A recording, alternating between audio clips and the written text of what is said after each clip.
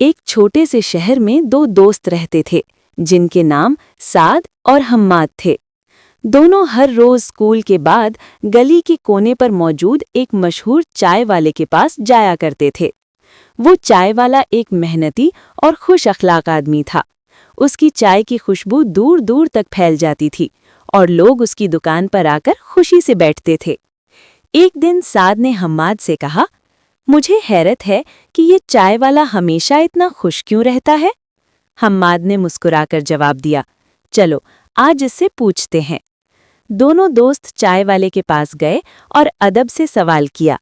चाय वाले ने मुस्कुराते हुए कहा, बेटा, मैं हर रोज मेहनत करता हूँ और लोगों को खुश देखकर मुझे खुशी मिलती है।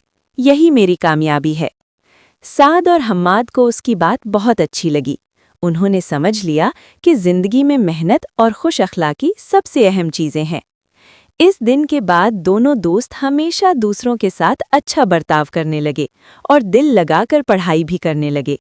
जब भी वो चाय वाले के पास जाते, वो उससे नई बातें सीखते। यूं वो चाय वाला सिर्फ चाय ही नहीं बेचता था, बल्कि लोगों को मेहनत और खुशी का सबक भी सिखाता था।